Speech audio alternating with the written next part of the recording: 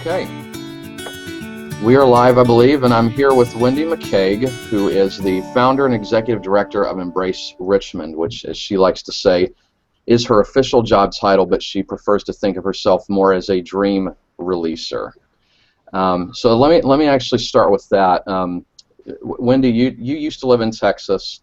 Your husband worked for Enron. There was that huge disaster, and you relocated to Richmond. And the very long story short is that you founded Embrace Richmond, which is a ministry to impoverished communities. And at the very beginning, especially, the concept of dreams were very important. Can you talk about why dreams and hearing about people's dreams was such an important thing in making all this happen? I actually got into doing this kind of work, met a woman who was experiencing homelessness in a shelter. Her and I became friends, and one day I asked her what she wanted to do with her life, and she said, I just want to help people because so many people helped me. And it seems like such a beautiful vision that she had for her life, but so often people look at folks like my friend and think they have nothing to give. And so over the course of the next several years, she and I helped start what became the largest furniture bank on the Eastern Seaboard, providing furniture and household items to homeless families. And watching her, working with folks exiting homelessness obviously was a challenging and also rewarding experience. But watching this woman who had always been seen as the client, as the recipient of service, find her way of giving back, she started to grow and mature, and that was the most rewarding piece of what we did in those years, was watching her become more fully who God had called her to be. So that was kind of the instigating opportunity, and every individual who came to receive assistance from us, we invited them to join the team, come back, give back, be a part of the solution.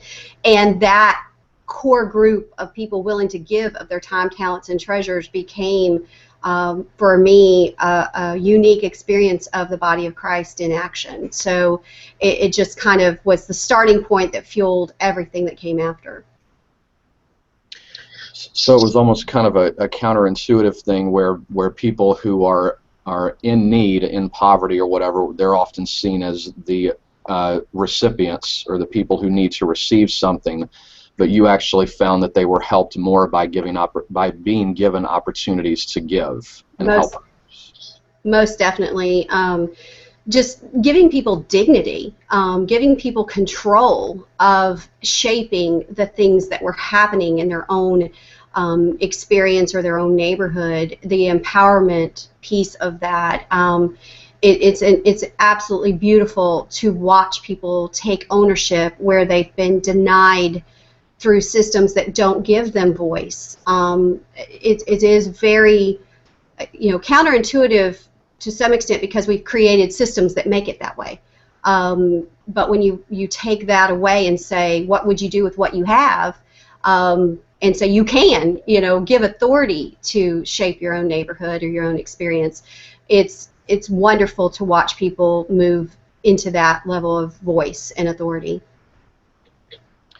You wrote a book called From the Sanctuary to the Streets, is the main title of it. Does that describe your journey? Tell me about the title of the book. Absolutely describes my journey. I actually started out completely unchurched. I didn't go to a church service until I was in my 20s, late 20s. But then I spent the next 15 years or so doing church, going to church, and everything church in my life revolved around church, and I didn't have any capacity for community or engaging in community. And when I started working with my homeless friends who were exiting shelters, and then they were coming and they were serving alongside me, and they were moving in to neighborhoods all across Richmond, they became, for me, the richest experience of what it meant to be the body of Christ on mission together.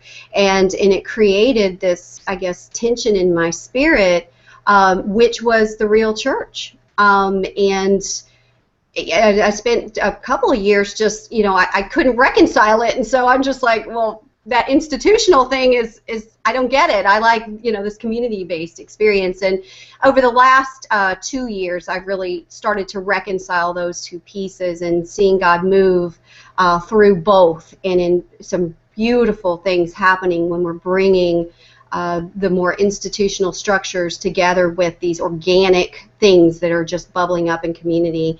Those have been very, very rewarding experiences as well. So what is Embrace Richmond doing now, and how are you working with more traditional institutional churches? We actually have 3 kind of active site locations where we're working very intentionally in a geographic defined area.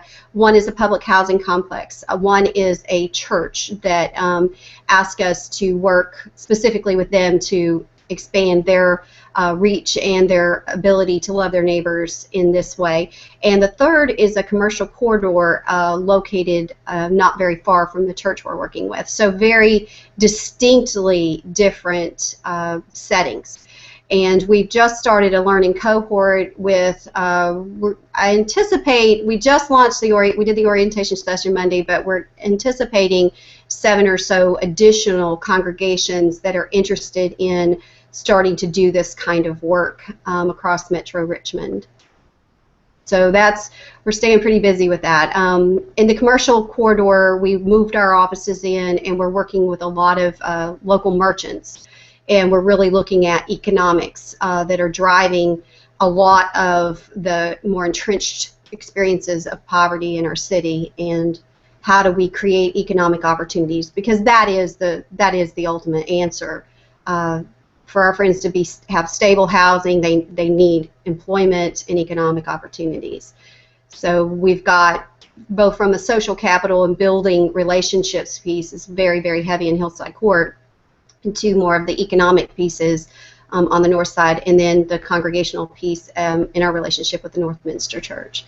So it's been our contract with Northminster. They contracted with us for a year. That was up in June, and the church has pretty much taken over all of the community development efforts, and it's continuing, and it's budding and beautiful, and it's been a great experience.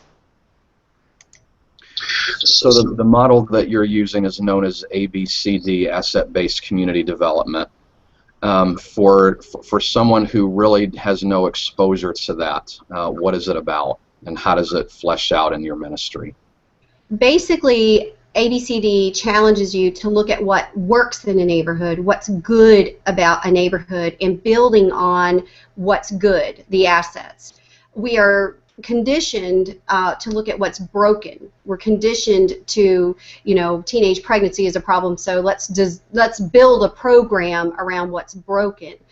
With ABCD, you look for neighbors who care enough to get involved. That is our primary asset, our primary building block for a healthy neighborhood, are neighbors who care enough to get involved. And then listen deeply. What is it the neighbors care about? What are they willing to give their time, talents, and treasures to bringing about in their neighborhood? And how can we support, encourage, surround, resource, pray? What can we do to help our neighbors shape their own neighborhood? Very, very different than a more programmatic, usually the people designing the programs to meet the deficit in what perceived deficit in a neighborhood, they have no true knowledge or firsthand knowledge of a neighborhood. They're looking at statistics and best practices. Every neighborhood is incredibly unique. The way that we worked in Hillside is very, very, very different than our Northside experience, and what we have to work with and the people and what they care about is radically different. So it is it's a very unique approach, but when you think about it, it makes a whole lot of sense. Build on what's working, and it has been very successful in our experience with the approach. In a blog you wrote one time, you kind of contrasted this with something that churches do often and are very good at, which is serving. And you actually used the attention-getting title, "Please Stop Serving." And you wrote in that, you said, instead of serving, what about neighboring? And I guess this is kind of the difference. But what is the What do you think the obstacle is? Because one story you told me was the turkey box story, where at Thanksgiving you have all these churches who want to come in and bring turkey boxes, and there are too many. People actually don't need it at that point in the year, but at other times the extra turkey boxes are used to buy drugs or other things like that people aren't aware of. Is it that we want to be able to do a drive-by ministry and we're fearful of getting involved, or we don't have the time, or what's the factor in keeping us from doing this type of more in-depth ministry with people? It's hard. It's so hard. It's way we have a need to feel that we've had an impact, and we are a society that likes instant results. And if I can go do this for 3 hours and look back and say, wow, look what I did, and I've changed something in it's our own need to see instant results. And the reality is that things have not gotten to the point where they're at overnight, and they're not going to magically. There is no silver bullet to any of this. It's painstaking relationship building, resourcing, developing. It's inside out kind of transformation. And if you want to empower a neighborhood leader who is going to sustain something long term, you have to get close. You have to get to know that person. You have to really understand the motivation and the heartbeat and the desire of that person, and stay out of their way. 90% of the time, what we come in and do, our neighbors could have done themselves if they had the resources to do it. But we like that feel-good, I did it, so instead of resourcing them so they get the I did it, feel-good stuff, we're almost kind of taking that person's gift of giving, because those often outside the community have the resources. And what we've been trying to do through our dream teams, and these are like missional communities surrounding neighborhood leaders, is to introduce people to neighborhood leaders and neighborhood assets, and invite them, instead of doing things for the neighborhood, to support that leader who is doing things in their own neighborhood. And I think people don't have entry points. I do think a lot of what I see is, well, we only have 2 hours on Saturday. What can we do to change the world? And so the expectation is I'm going to create this experience that's going to just blow your mind. And, my staff run around creating an experience. And I've gotten kind of jaded a little bit. I hope it doesn't come through too badly. But the alternative is to invite people to get to know the neighbors. And when people get to know the people who are already doing great things, then they start to get behind that neighbor. They start to see how they can support somebody on the ground.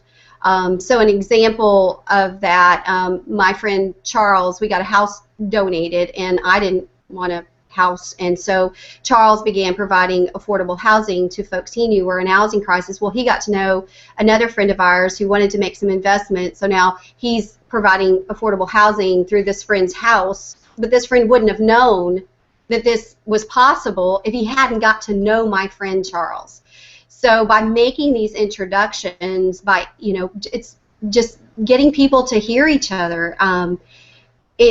It's amazing how the resources will just start to come together once you put people in circles where they're talking about what they care about and what they have to work with. But by and large, we have to get rid of the boundaries and bring people together from all different experiences in order to have a sustainable strategy. It strikes me that missionaries have had this figured out for some time. Foreign missionaries. This is what they do. When you go to a foreign country where you may not even know the language very well, you can't just go and set up shop. Right. You integrate first, and you get to know the people, and you work with actually empowering them. We have, for example, American Baptist missionaries in Nicaragua, where they actually train health promoters in rural communities. They help the people kind of do some things their own. They identify the best potential leaders in that community, train them, and then let them do their thing, and they're not dependent on the missionaries in that kind of way. But they've had this figured out. So what changed to where, because it seems to me that the community development is kind of starting to catch on. I'm hearing more about it. What changed to where we figured out this is also what we have to do right in our own backyard?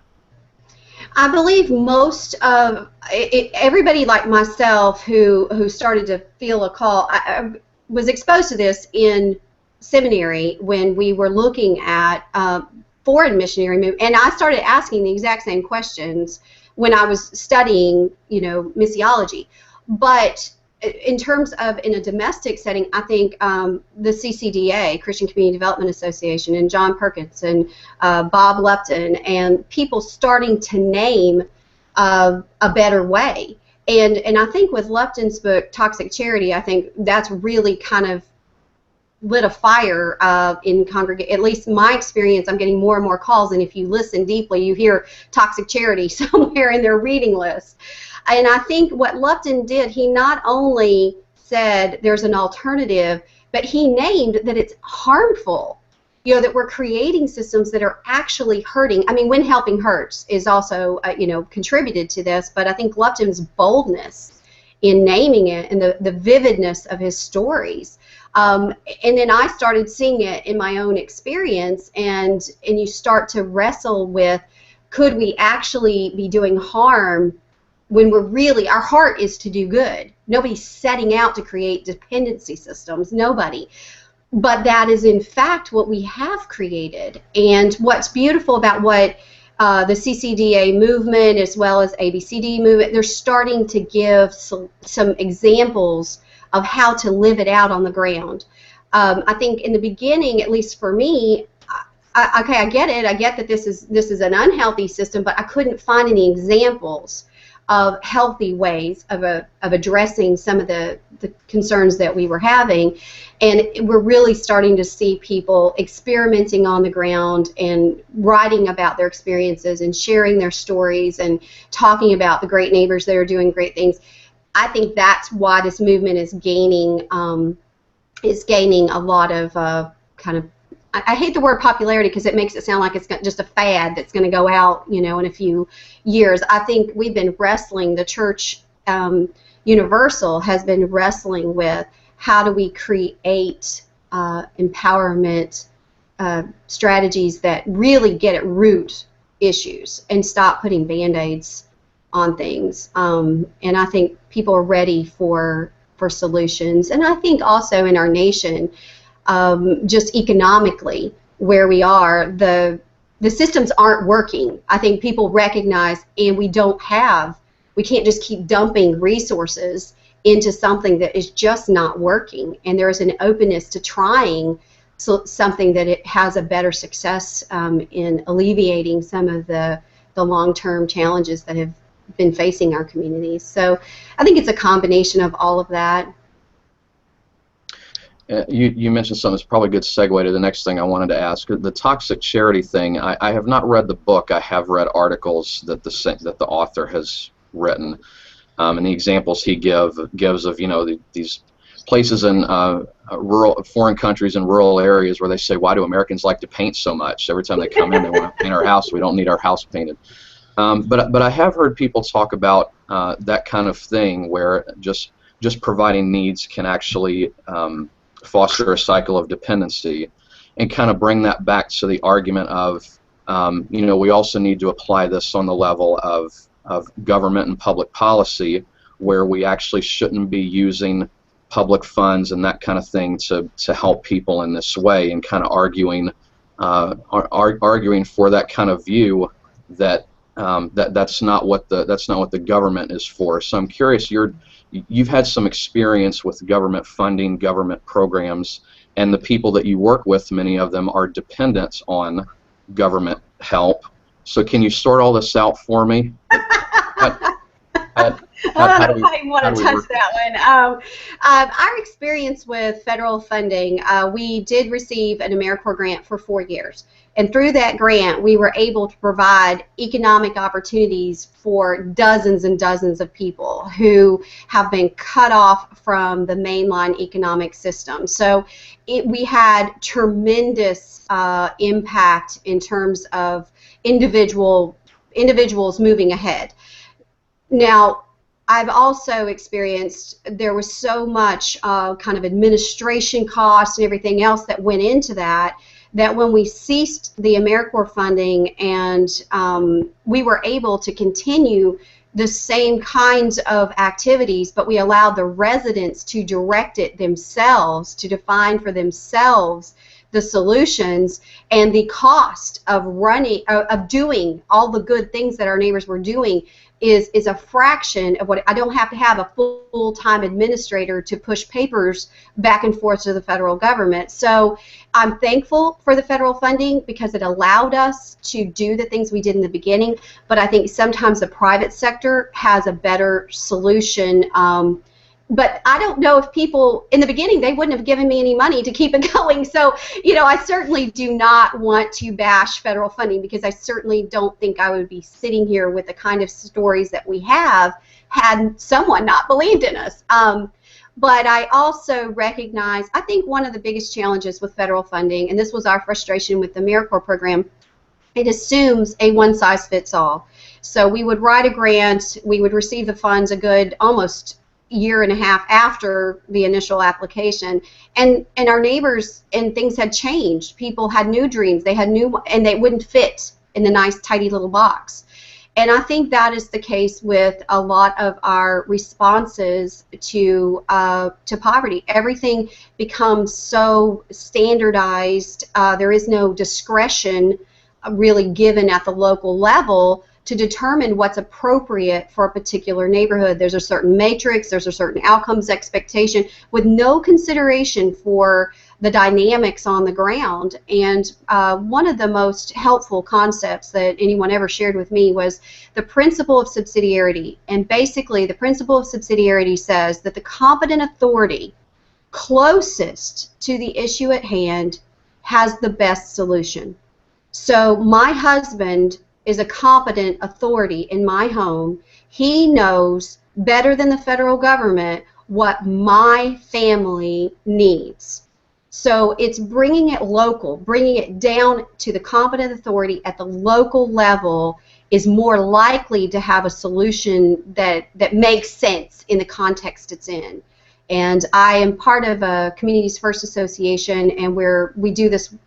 Different intermediaries across the country do this work, and what I do here in Richmond doesn't look anything like what my friend out in California. I mean, it does in basic principle, but the initiatives, the neighborhood ideas, the issues they're facing are very, very different. So I don't know if that exactly gives you a solution to federal funds and how to make them more effective, but those are some of the concepts through the years that I found helpful in me understanding why do sometimes all these dollars not really have the impact we expect. And I certainly agree with you. I do think there is a risk with some of this that, okay, well, if we're going to hurt people, don't help people. That is definitely not what Lupton or Pickard or any of them are saying. What they're saying is think about what you're doing. And basically, I think it was Lupton that basically says emergency assistance is always appropriate. So my house burns down tonight, somebody give me a roof over my head. That emergency need, but when we create a system where now every day I expect, Corey, you're gonna pay my mortgage, right? Forever into perpetuity. There's where we've created a system that maybe isn't as helpful. So how do you help people move from emergency need toward self-sufficiency, where they're no longer need? And we've all heard, give a man a fish, he'll eat for a day. Teach a man to fish, he'll eat for a lifetime. What asset-based community development is saying is sometimes the pond itself is toxic. And so you can teach a man to fish, but he's in a toxic environment, and I can tell the guy on the corner, go get a job all day long, and if there's no jobs in his neighborhood and he doesn't have a car and he can't get there, or he has a felony conviction and nobody's going to, you've got to recognize that sometimes the systems around that person are so harmful. You've either got to change the pond, which is obviously what we advocate in community development, change the pond, make it healthy. A lot of people say, well, move that guy over to a better pond. And so everybody flees from certain neighborhoods, and then they become more and more and more distressed. So that there's a both and, it's not an either or. And the one thing, I think the reason why it's important to have a conversation, I do conferences and speak to churches all across the country. And when I ask them to put on a map on a board, we have a big fishing pond board, and I say, show me where all your missions expenses and your investment and your staffing hours and your volunteer hours, what are they going toward? It's always, the heavy part is always giving fish. So I think that's why you see a strong push saying, can't we do better? It's not stop giving fish, it's let's move around some of these resources toward things that have a more sustainable long-term bottom line. That's what my thought is, because I definitely have gotten pushback. Well, you know, are you saying we don't need a food pantry? I'm definitely not saying we don't need a food pantry. I'm saying we need a food pantry and a food co-op for those who want to participate that's more sustainable. And what about a jobs program so that now our friends can actually get out of the feeding line and go to the co-op? So it's and then I know it's complicated too. In churches, they're not trained social workers. So it does create challenges. It takes a lot more to get a person a job and job ready than it does to hand out a bag of food. People from my church who watch this are going to think I scripted you. I just preached on that pond fish analogy thing. One of the things that struck me about your book is that really half of it is your own writing is only half of it. The other half is other people's stories. You clearly place a large value on that. So do you have a particular story you'd want to share of this is a great example of the kind of redemption that I've been looking for in doing this kind of ministry?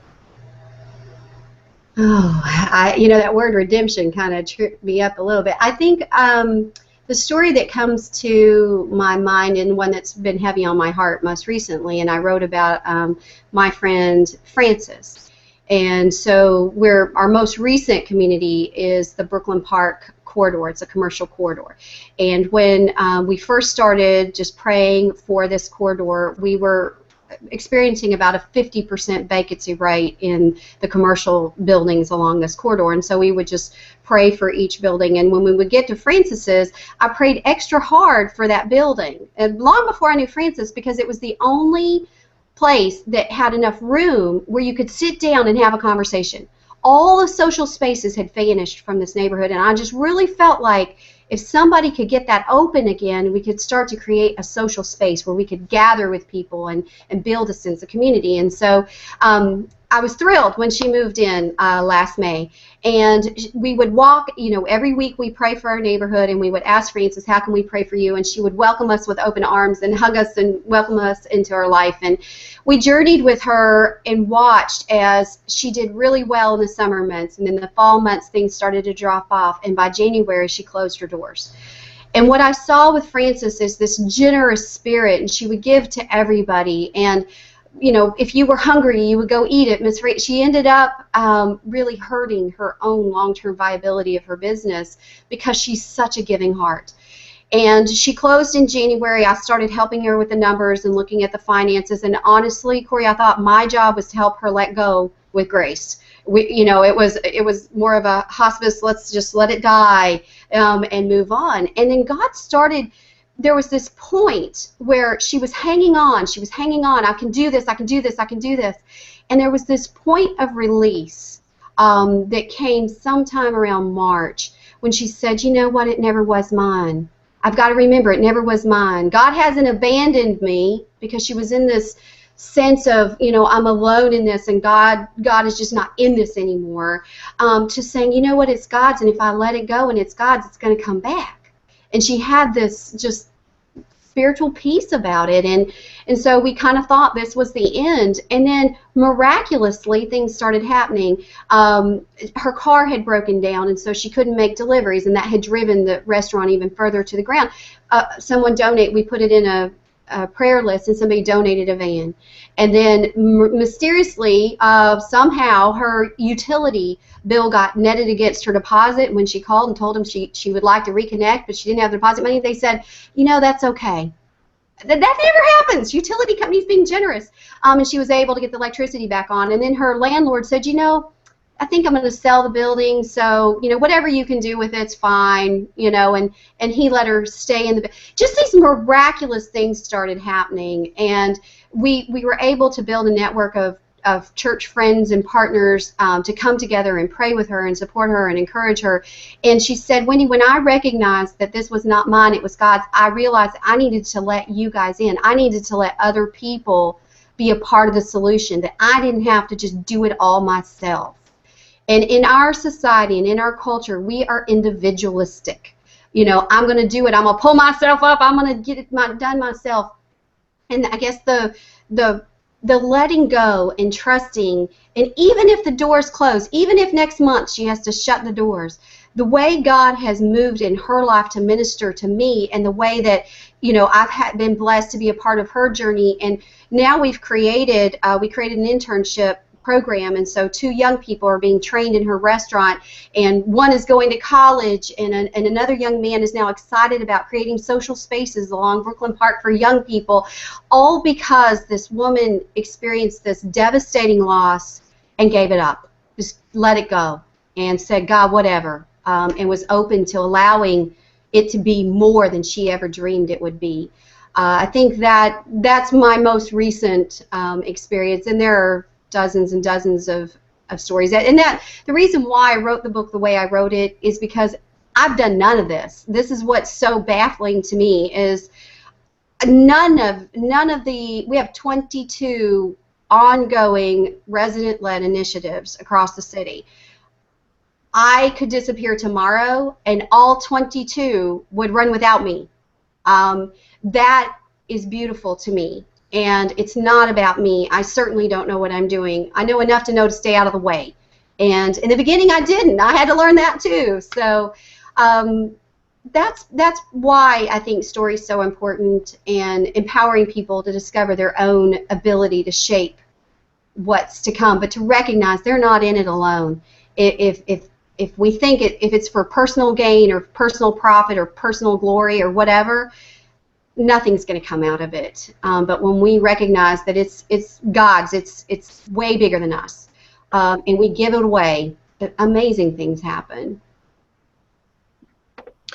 So suppose somebody came up to you and said, Wendy, what you're doing is great, and we want to support you, but what the church is supposed to be about is bringing people to Jesus Christ and saving their souls and not doing social work. What would your response be? I think Jesus calls us to live like Jesus. And so if Jesus were walking down my street and met my friend Francis, that he would do everything we did. So I think living the Word and being Christ in the flesh in a neighborhood is far better witness than anything I've ever seen. And I know that in my own Christian walk, I am a better Christ follower when I actually try to live this stuff out. It challenges me to the core. It drives me to the foot of the cross. It makes me pray in ways I would never pray if I just sat in the church and thought they would come someday. And my witness is, I think, evident in the way I live. And it's just... I do get asked that question. I have been challenged on that front, and I think anybody who is willing to come and be a part of what's happening cannot deny that the Spirit of Christ is moving through these relationships, through these reconciling groups, through the good things that are coming out of just coming together to go on mission for God. Everything we do is bathed in prayer and in extreme ways, because we know it's not about us. It's not in our own power. And by releasing the Holy Spirit to work through us, I think that's the best witness that could ever be. Wendy's book is called From the Sanctuary to the Streets, and you don't have a second book yet, right? I want to write it so bad, but okay. I have not gotten there yet. But the blog is wendymccaig.com. At wendymccaig.com, and then the website for her organization, Embrace Richmond, which, by the way, is in Richmond, Virginia, is embracerichmond.com or .org. O-R-G. Embracerichmond.org. Wendy, thank you for your time today and for your insights. Thank you, Corey.